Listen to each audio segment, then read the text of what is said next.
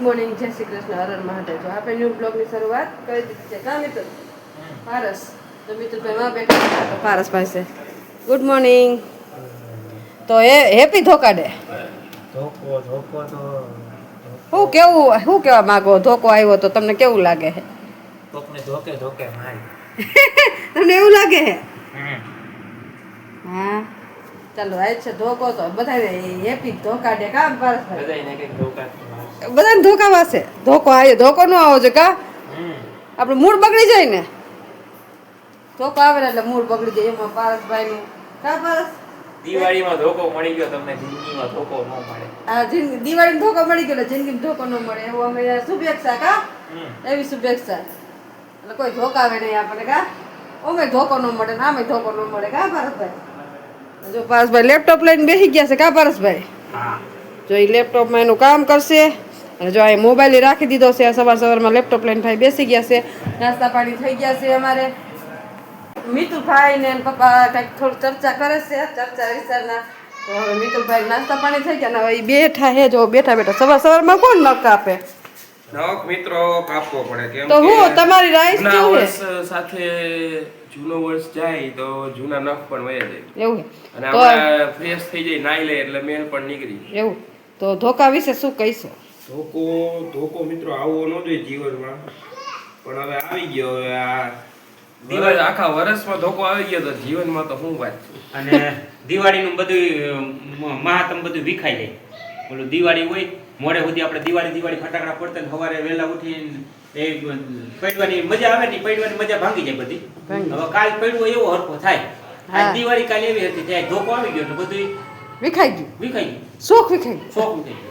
મજા કે શું કા મિત્રભાઈ? કઈ હું મિત્રો અને હવે હું આજ વખતે દિવાળી એવી બધી કઈ હતી નહીં. કપડા બકડાની ચંપલ બૂટની હા આજ વખતે કેમ કઈ ખરીદી નો કરી મિત્રભાઈ? એ તો કયો આજ વખતે પણ એવું કઈ લાગ્યું જ નહીં. દિવાળી જેવું લાગ્યું જ. બસ તમને તો કઈ કર્યું જ નહીં, ખાલી દીવા પ્રગટાવ્યા ને બસ ભગવાન માતાજીના નામ લીધા ને એવું બસ.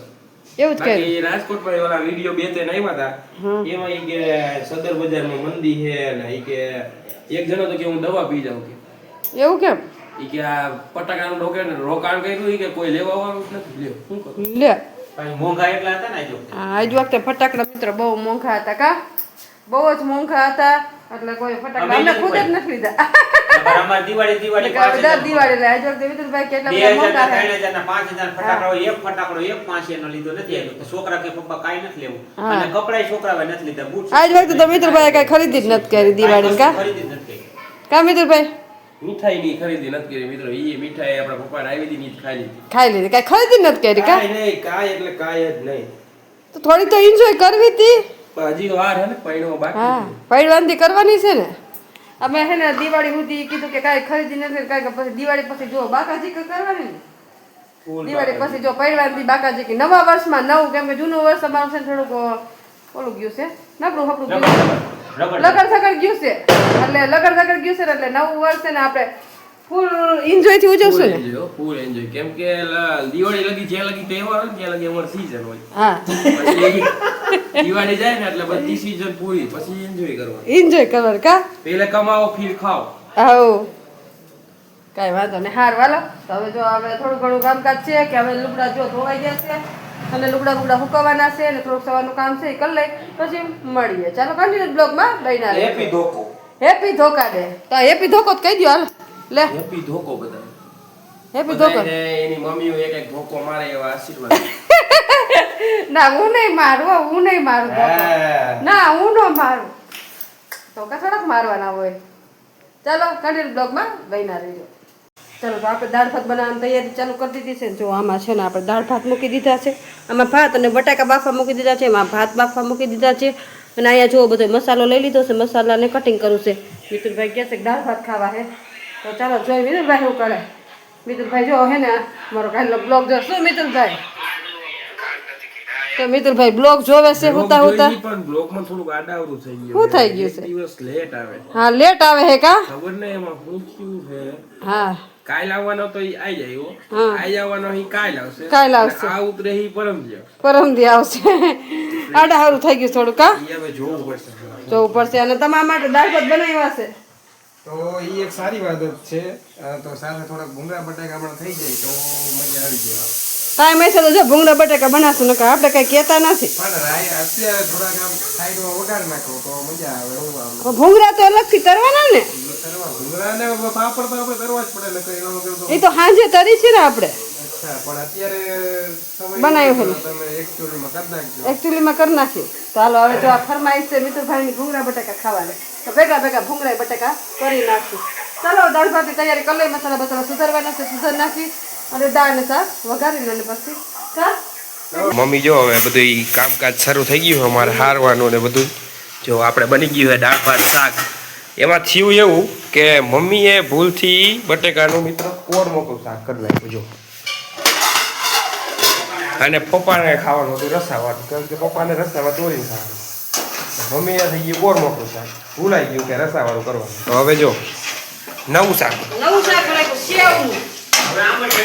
હવે આ મળશે લે સેવનું શાક કરે. લાવો એ મરચા. હું દાળ ભાત ને બટેકાનું શાક જ છે, પણ આ તો મમ્મી ભૂલી ગઈ સેવ બટેકાનું શાક તે રસાવાળું કરતા. તો હવે એ સેવનું શાક બનાવે છે બટેકાનું મિત્ર. આને શું કેવું મારે? પણ બટેકા નાખવાનું નથી કેવું મારે. તઈ હું આ કેમ આમાં કેમ મારે કેમ વિશ્વાસ કરવો મિત્ર? ચાલો મિત્ર 7 વાગી ગયા છે અને જો ભાઈ બેસી ગયા છે આપણા કામ ઉપર. દાણાનું શાક એનું ફેવરિટ બનાવવાનું છે. ચાકા માકા ને સાકા માકા જોવે છે. ખાખા ને ખુખું આમાં એ શું ખબર પડે તને કઈ? હે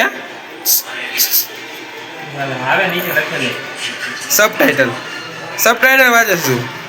અરે પાટા જો મિત્રો ભાઈનું ફેવરેટ શાક બને છે દાણાનું શાક, એટલે એને બે દીધો ફોનમાં. પહેલી વાર કામ કરે હો, પહેલી વાર. અને જો હવે આપણે દૂધનું અહીંયા તૈયાર કરી દીધું છે. દૂધ આવે એટલે લઈ લેવાનું અને બધા દીવા કરી નાખી. ચાલો જો બધા દીવા થઈ ગયા છે મસ્ત. હવે આપણે મૂકી દઈએ વારા ફરતી વાર. ચોખા લઈ લઈએ અહીંયા, ચોખા મૂકવા આપણે.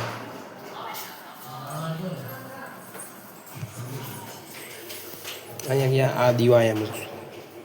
એ નહીં આ મૂકીએ મિત્રો. નહીં લ્યો મિત્રો. હવે આ મૂકવો પડશે. એ તો જગાવ્યા પહેલાં તો ઠરી ગયો. હવે દીવેથી દીવો કરવો પડશે મિત્રો. થઈ ગયું. આમ થોડોક રાખીએ એટલે હું હવા ન લાગે મિત્રો. જગેલો રહીએ ટૂંકમાં, સમજાણું.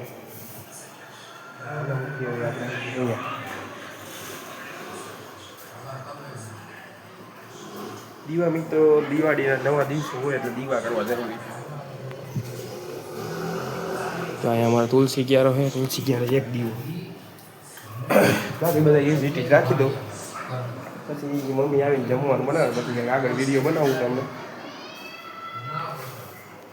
ચાલો મિત્રો જો થઈ ગયો રાંધવાનો સમય ને મમ્મી રહ્યા છે રાંધી. તો મમ્મી શું રાંધી રહ્યા છે? તો દાણાનું શાક છે, ખીચડી છે, ભાખરી છે, પાપડ રેગ્યુલર નો જમવાનું. બપોરે દાળ ભાત બનાવ્યા હતા. બપોરે દાળ ભાત એકચ્યુઅલી બનાવ્યા હતા. ભૂંગળા બટેકા ખાવાનો પછી ટાઈમ મળ્યો નથી અમને. ભૂંગળા બટેકા પૈડા છે કે પૈડા હે ને? હાલો કાંઈ નાખશે. જો આ દાણાનું શાક વઘારી રહ્યા છે, અહીંયા ખીચડી થઈ રહી છે. અરે અને જો મિત્રો આપણા સવારના કાજુ બદામ પડ્યા છે. સવારના ભૂલાઈ ગયા હતા ખાવાના, તો ખાઈ લઈએ આપણે અત્યારે. અને હું તમને કહી દઉં એઝ ડૉક્ટર કે આ છોકરાઓ 13 વર્ષના થાય ને ત્યાં લગી બધું ખવડાવવાનું. મગજનો વિકાસ થઈ જાય, બાકી પછી કાંઈ ન થાય.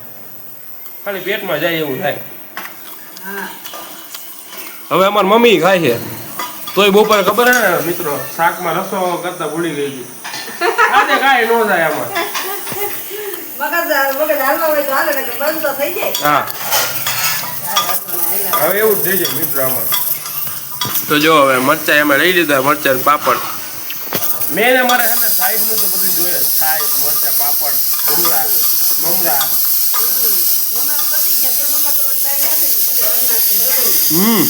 નિરાય પછી કરી નાખ. તો હાલો બ્લોગનો અહીંયા મમ્મી આપણે એન્ડ કરી નાખશું ને.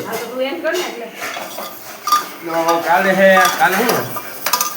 કેવું આવી જાય કેવો વ્લોગ લાગ્યો કોમેન્ટ કરી નાખજો, લાઈક શેર ને સબસ્ક્રાઈબ કરી નાખજો. મળશું કાલે એક નવા વ્લોગ સાથે. ત્યાં સુધી જય શ્રી કૃષ્ણ, હર હર મહાદેવ.